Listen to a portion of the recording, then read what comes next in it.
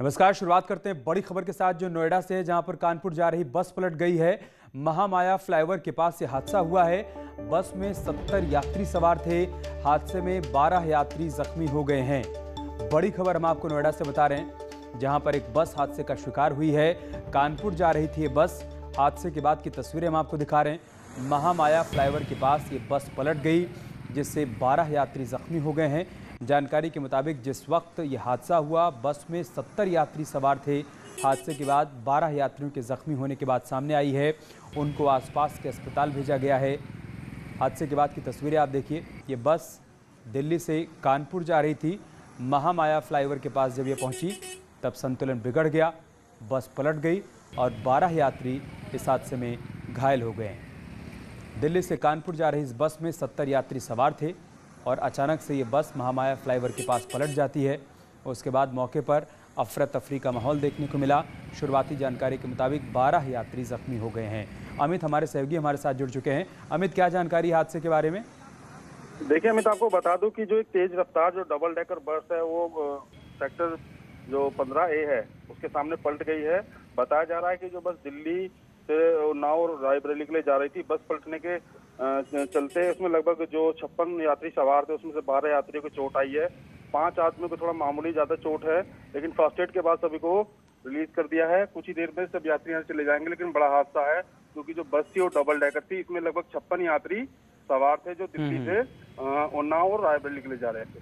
ठीक है, बहुत शुक्रिया आपका हमारे साथ जुड़ने के लिए और जानकारी हम तक पहुंचाने के लिए। सीएम योगी आज वाराणसी के दौरे पर रहे। उसी की 3 तस्वीरें हम आपको दिखाएंगे। सीएम ने सबसे पहले कोविड अस्पताल का जायजा लिया। उसके बाद बनारस के अधिकारियों से कोरोना की पूरी स्थिति को लेकर चर्चा की और कुछ जरूरी निर्देश भी दिए। इसके बाद सीएम अचानक से बनारस के टिकरी गांव पहुंच गए। यहां सीएम ने गांव के लोगों से हालचाल जाना और साथ ही कोरोना किट का वितरण भी किया। ये 3 तस्वीरें आज के काशी दौरे की पूरी कहानी को बता रही हैं।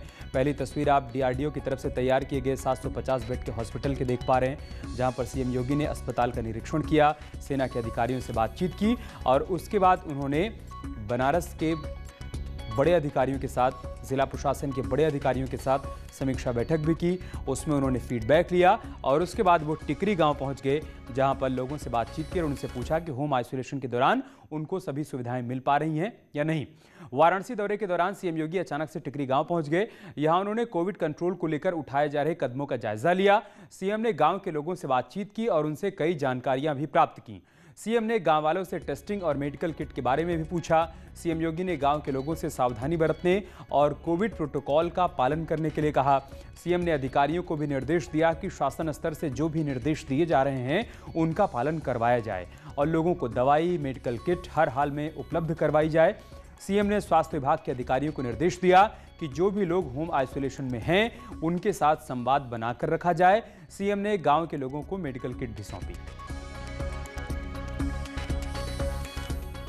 वहीं से पहले सीएम योगी ने वाराणसी में कोविड अस्पताल का निरीक्षण किया। अधिकारियों के साथ बैठक कर जरूरी दिशा निर्देश भी दिए। वाराणसी में कोविड से जंग के बीच सीएम योगी ने 750 बेड के अस्थायी कोविड अस्पताल का जायजा लिया। उन्होंने अधिकारियों के साथ कोविड कंट्रोल को लेकर समीक्षा बैठक भी की। यह अस्थायी अस्पताल डीआरडीओ ने बनारस हिंदू यूनिवर्सिटी में तैयार किया है। सीएम योगी ने ऑक्सीजन एक्सप्रेस में आई ऑक्सीजन की खेप के बारे में अधिकारियों से डिटेल में बात की और अधिकारियों को निर्देश दिए कि किसी भी सूरत में अस्पतालों में ऑक्सीजन की कमी नहीं होनी चाहिए। सीएम योगी ने इस बात पर खुशी जताई है कि राज्य में कोरोना के एक्टिव केस लगातार कम हो रहे हैं। 30 मई को उत्तर प्रदेश के अंदर कुल एक्टिव केस 3,10,000 थे।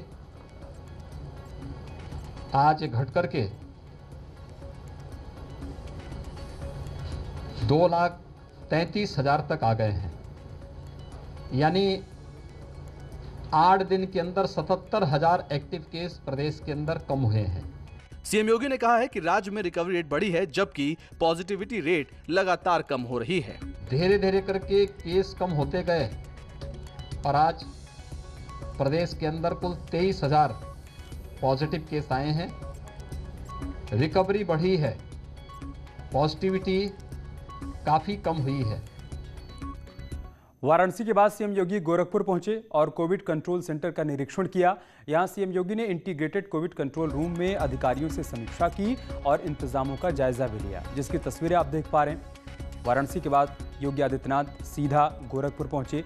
यहां कोविड कंट्रोल सेंटर में जाकर अधिकारियों से बातचीत की। उन्होंने पूछा कि जब कोई कोविड पेशेंट या कोई ज़रूरतमंद कॉल करता है तो रिस्पांस टाइम क्या होता है, कैसे उस तक मदद पहुंचाई जाती है। इन तमाम बातों को लेकर उन्होंने अधिकारियों से जानकारी ली।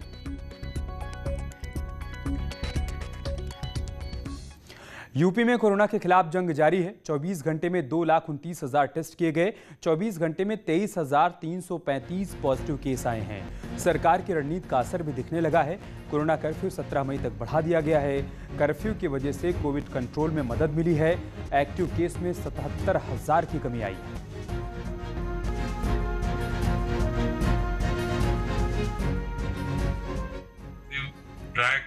टेस्ट और ट्रीट की जो नीति अपनाई गई है, जिसके अंतर्गत लगातार प्रतिदिन टेस्ट बढ़ाए जा रहे हैं,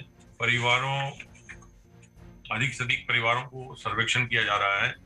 गांवों में निगरानी समितियों और आरआरटी के माध्यम से प्रतिदिन जो है वो घरों में जा जाकर संक्रमित जो व्यक्ति हैं उनको तलाशा जा रहा है। इन सभी का परिणाम ये है कि 30 अप्रैल से लेके आज 9 मई तक आज तक हमारे उत्तर प्रदेश में कुल जो एक्टिव मामले थे उनमें लगभग 77,000 से अधिक की कमी आई है। ये 77,000 से अधिक कमी तब आई है जबकि कल लगभग 2,29,000 टेस्ट हुए थे और लगातार पिछले एक सप्ताह से 2 लाख से अधिक टेस्ट प्रतिदिन हो रहे हैं और उनमें 2 मई को 2,97,000 सबसे अधिक टेस्ट हुए थे और जो पॉजिटिव केसेस की संख्या है वो प्रतिदिन कम हो रही है। आज 23,335 आए हैं, कल 26,867। यूपी में वैक्सीनेशन की रफ्तार में तेजी लाने के लिए आज फिर से वैक्सीन की नई खेप पहुंची है। भारत बायोटेक की कोवैक्सीन की 1.5 लाख डोज की नई खेप लखनऊ पहुंच गई है। कोवैक्सीन को मुंबई से लखनऊ एरोप्लेन के जरिए लाया गया। वैक्सीन की खेप स्टेट वैक्सीनेशन सेंटर पहुंच गई है, जहां से राज्य भर में इसे भेजा जाएगा। इससे पहले कल कोविशील्ड की 3.5 लाख डोज लखनऊ पहुंची थी। योगी सरकार ने भारत बायोटेक और सीरम इंस्टीट्यूट दोनों को 50-50 लाख डोज वैक्सीन का ऑर्डर दिया था और इसके लिए योगी सरकार ने वैक्सीन निर्माताओं को एडवांस पेमेंट भी की थी। वहीं गौतम बुद्ध नगर में कल से टीकाकरण शुरू होने जा रहा है। इसको लेकर जनपद में पूरी तैयारियां कर ली गई हैं। डीएम के मुताबिक पहले से जिन लोगों का रजिस्ट्रेशन हो चुका है उनको सबसे पहले कोरोना नियमों के तहत वैक्सीन दी जाएगी। 18 से 45 के जो एज ग्रुप है उनको भी वैक्सीन की दरवाज़ा खुलने वाली है। उसमें सेशंस निर्धारित की जा रही है स्वास्थ्य विभाग द्वारा। प्री रजिस्टर, इसमें वॉक इन वैक्सीनेशन नहीं होगी। वैक्सीन्स की संख्या के आधार पर जो आप कोविन पोर्टल पे जब रजिस्टर करेंगे, पहले अपॉइंटमेंट आप प्राप्त करेंगे और उसके बाद जिनकी जो अपॉइंटमेंट होगी वहाँ social distancing, Covid appropriate behaviour पालन करते हुए वहाँ पर आपको वैक्सीनेशन लगेगा। मुझे उम्मीद है कि जनपदवासी इस एक अवसर का पूर्ण लाभ उठाएंगे, अधिक से अधिक वैक्सीनेशन कराएं, परंतु पहले से रजिस्ट्रेशन जरूर। फिरोजाबाद के जसराना से बीजेपी के विधायक रामगोपाल लोधी ने अपनी पत्नी को बेहतर इलाज मुहैया कराने की गुहार लगाई है। विधायक की पत्नी आगरा के एसएन मेडिकल कॉलेज में भर्ती हैं। विधायक का आरोप है कि उनकी कोविड पॉजिटिव पत्नी को सही इलाज नहीं मिल पा रहा है। विधायक ने मेडिकल कॉलेज प्रबंधन पर लापरवाही बरतने का आरोप लगाया। वहीं एनएन मेडिकल कॉलेज प्रशासन की ओर से तमाम आरोपों को खारिज किया गया है। मेरी पत्नी Sandhya Lodhi SN medical college Agra के लिए रेफर की गई थी फिरोजाबाद से। वहाँ उसी ज़मीन पर 2-3 घंटे के लिए कर दिया गया। यहाँ से ले जाके जिलाधिकारी के कहने पर बड़ी मुश्किल से उसे बेड मिला। आज भी उसकी कंडीशन क्या है क्या नहीं है ये तो माता रानी जाने।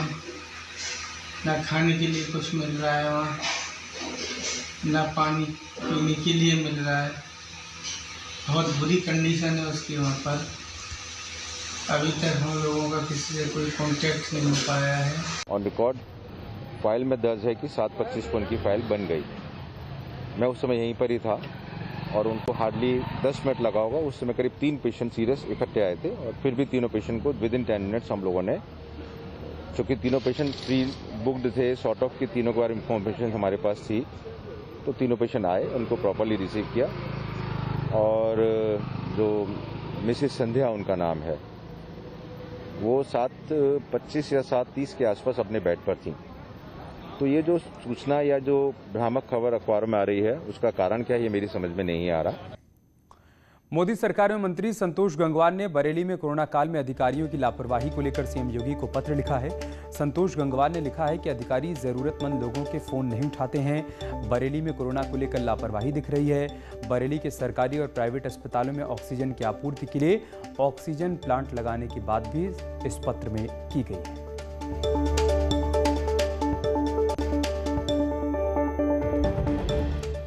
राजधानी लखनऊ में कोरोना संक्रमण के साथ कोरोना मरीजों के उत्पीड़न को रोकने के लिए एक विशेष रणनीति बनाई गई है। लखनऊ को 24 सेक्टर्स में बांटकर उनमें एक डॉक्टर के साथ प्रशासनिक और पुलिस अधिकारियों की एक विशेष टीम तैनात कर दी गई है। साथ ही इलाज, दवा और अन्य सेवाओं के लिए निर्धारित दर से अधिक पैसा वसूलने वाले अस्पतालों को तुरंत ही नोटिस भेजकर उनके खिलाफ महामारी एक्ट में मुकदमा दर्ज कर कड़ी कार्रवाई का निर्देश भी दिया गया है।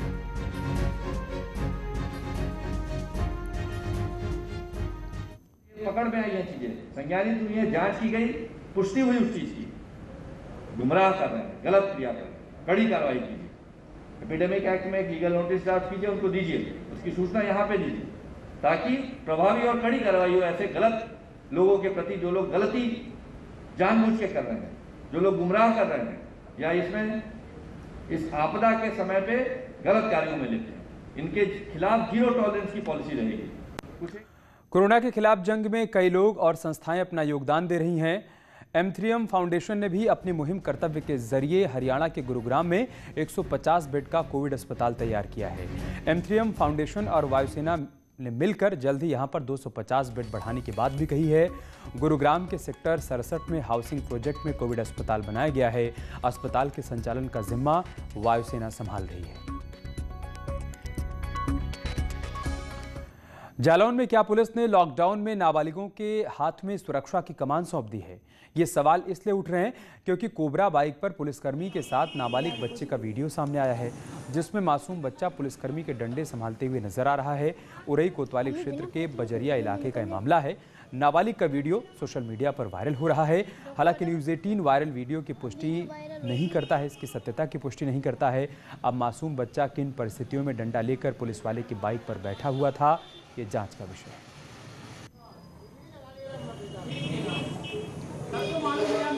या रुक रहे एक छोटे से ब्रेक के लिए, जल्द लौटेंगे कुछ और खबरों के साथ। सीतापुर से लखनऊ शिफ्ट किया जा रहा है। कोरोना की वजह से तबीयत बिगड़ गई है आजम खां की। उनका ऑक्सीजन लेवल 92 से नीचे आ गया है। लखनऊ के मेदांता अस्पताल उनको ले जाया जा रहा है। अब्दुल्ला आजम को भी लखनऊ ले जाया जा रहा है। ये तस्वीर हम आपको सीतापुर से दिखा रहे हैं। सीतापुर जेल में आजम खां बीते 1 साल से ज़्यादा वक्त से बंद हैं, लेकिन यहाँ 1 मई को वो कोविड पॉजिटिव हो गए। अब तबीयत बिगड़ने पर उनको सीतापुर से लखनऊ के मेदांता अस्पताल शिफ्ट किया जा रहा है। आजम खां के साथ उनके बेटे अब्दुल्ला आजम को भी इसी एम्बुलेंस में लखनऊ के मेदांता अस्पताल ले जाया जा रहा है। 1 मई को सीतापुर जेल में कई कैदियों की रिपोर्ट पॉजिटिव आई थी और उन्हीं में आजम खां और उनके बेटे अब्दुल्ला आजम का भी नाम था। आज तबीयत बिगड़ने के बाद अब उनको सीतापुर जेल से लखनऊ के मेदांता अस्पताल शिफ्ट किया जा रहा है। ये जो आप एम्बुलेंस देख पा रहे हैं, इसी एम्बुलेंस में आजम खां और उनके बेटे अब्दुल्ला आजम को सीतापुर से लखनऊ ले जाया जा रहा है। एम्बुलेंस यहां से रवाना हो गई है। हमारे सहयोगी संदीप हमारे साथ जुड़ चुके हैं। संदीप, क्या जानकारी है आपके पास? अमित, मैं आपको बताना चाहूंगा कि सीतापुर जेल में बंद आजम खां की जो है रात में तबीयत खराब हो गई थी। बताया जा रहा है कि उनको रात में एकाएक खांसी आने के बाद उनकी तबीयत खराब हुई और उनका ऑक्सीजन लेवल जो है 90 के आसपास पहुंच गया। 90 के आसपास पहुंचने के बाद उनकी तबीयत अचानक खराब हुई। इस पूरे मामले को लेकर आनंद फानंद में आज जो है सीएमओ से लेकर सीतापुर जेल के उच्च अधिकारी और जिला प्रशासन के उच्च अधिकारी वहां मौके पर पहुंचे और स्वास्थ्य विभाग की पूरी टीम ने जो है उनका गहनता से परीक्षण किया। गहन परीक्षण में साफ तौर पर साथ देखने में आया कि आजम खां की तबीयत ऑक्सीजन लेवल धीमे धीमे कम होता जा रहा था। इसको लेकर जो है आज उन्हें लखनऊ पीजीआई शिफ्ट किया जा रहा था, लेकिन आजम खां ने पीजीआई जाने से मना कर दिया था। उन्होंने एक जिला प्रशासन से आग्रह किया था कि उन्हें निजी खर्चे पर मेदांता में भर्ती कराया जाए। उनके आजम खां के इस आग्रह को लेकर जो है जिला प्रशासन ने मानते हुए उन्हें पीजीआई के लिए भर्ती करने के लिए रवाना किया है। यहाँ पे देर रात शाम को जो है आजम खां को भारी सुरक्षा व्यवस्था के बीच जो है वहां पर लखनऊ मेदांता के लिए रवाना किया गया है। एम्बुलेंस के अंदर आजम खां के साथ साथ उनके बेटे अब्दुल्ला आजम, जो कि वो भी कोरोना पॉजिटिव हैं। अमित, मैं आपको यहाँ बताना चाहूंगा, अभी कुछ दिन पहले भी आजम खां को लखनऊ शिफ्ट किया जा रहा था, लेकिन आजम खां ने देर रात तक का जो है हाई वोल्टेज ड्रामे के बाद जाने से मना कर दिया था, जिसके बाद जेल प्रशासन सहित जिला प्रशासन ने उन्हें लखनऊ नहीं भेजा था। लेकिन कल रात अचानक उनकी तबीयत बिगड़ने के बाद जो है आज उन्हें स्वास्थ्य परीक्षण के बाद देखने में आया है कि उनकी तबीयत ज्यादा खराब है, ऑक्सीजन लेवल धीमे धीमे कम होता जा रहा है। इसको लेकर जो है उन्हें आज लखनऊ मेदांता हॉस्पिटल के लिए रवाना कर दिया है। इसके लिए आजम खां के स्पॉट के अंदर जो है एडीएम सदर सिटी मजिस्ट्रेट एसडीएम सदर अमित भट्ट, पीयूष सिसोटी और काफी भारी मात्रा में, जैसे कि आजम खां की हमेशा सुरक्षा व्यवस्था रहती है, वो सुरक्षा व्यवस्था के बीच में उन्हें लखनऊ मेदांता हॉस्पिटल ले जाया गया है। बहुत शुक्रिया आपका हमारे साथ जुड़ने के लिए, जानकारी हम तक पहुंचाने के लिए। बीजेपी के राज्यसभा सांसद संजय सेठ ने लखनऊ के पुलिस कमिश्नर से मुलाकात की और सोशल मीडिया पर उनके खिलाफ फैलाई जा रही खबरों को लेकर बारीकी से जांच करने की मांग की। बीजेपी सांसद ने दावा किया कि उनके खिलाफ गलत तथ्य प्रचारित किए जा रहे हैं, जिनकी हर पहलू से जांच होनी चाहिए। दरअसल समाजवादी पार्टी के नेता आईपी सिंह ने सोशल मीडिया पर पोस्ट शेयर किया था, जिसमें उन्होंने संजय सेठ और उनके बेटे पर कुछ आरोप लगाए थे। इसी मसले की जांच के लिए संजय सेठ ने पुलिस कमिश्नर को जांच की मांग को लेकर खत सौंपा है।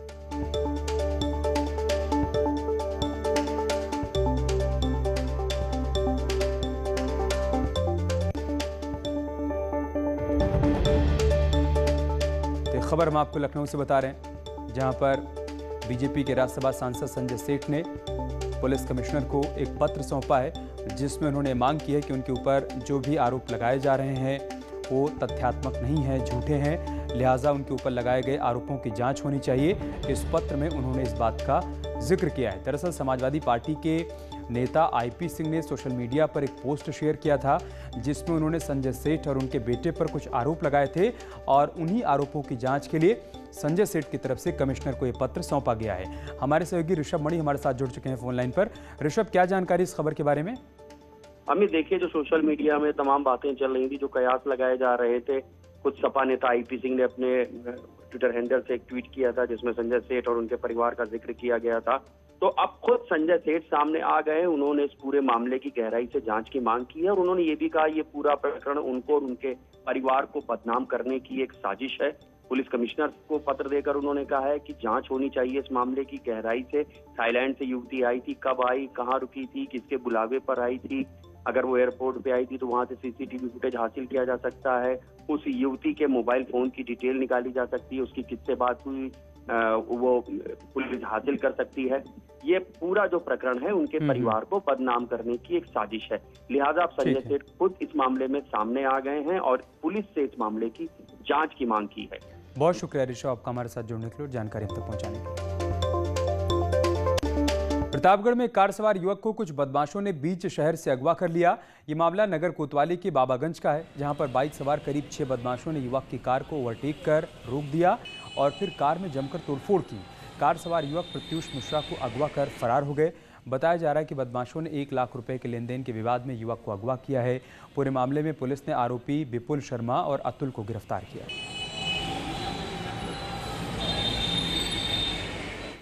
और चलिए आपको गोरखपुर की तस्वीरें दिखाते हैं। सीएम योगी आदित्यनाथ यहां पर अस्पताल का निरीक्षण कर रहे हैं। इससे पहले वो कोविड कंट्रोल सेंटर गए थे और अब यहां पर कोविड के खिलाफ जो लड़ाई लड़ी जा रही है उसके लिए जो तैयारियां की गई हैं, जो इंतजामात किए गए हैं, उसको जांच रहे हैं, परख रहे हैं, अधिकारियों से बातचीत कर रहे हैं। तो आज वाराणसी के बाद सीएम योगी आदित्यनाथ सीधा गोरखपुर पहुंच गए हैं। यहाँ पर जो इंतजामात अस्पताल में किए गए हैं, साथ ही कोविड कंट्रोल सेंटर कैसे ऑपरेट हो रहा है, उन तमाम बातों की पड़ताल कर रहे हैं सीएम योगी आदित्यनाथ। खुद अधिकारियों से जाकर बातचीत कर रहे हैं, फीडबैक ले रहे हैं और साथ ही साथ ये भी समझने की कोशिश कर रहे हैं कि आगे और क्या कुछ इंतजामात किए जा सकते हैं। तो गोरखपुर की तस्वीरें हम आपको दिखा रहे थे। इससे पहले सीएम योगी बनारस भी गए थे, वहाँ DRDO की तरफ से 750 बेड का एक अस्पताल तैयार किया गया है, उसका भी उन्होंने निरीक्षण किया। उसके बाद वाराणसी के टिकरी गाँव गए थे और वो गोरखपुर में भी तमाम तैयारियों का निरीक्षण कर रहे हैं। रुक रहे हैं एक छोटे से ब्रेक के लिए, जल्द लौटेंगे कुछ और खबरों के साथ।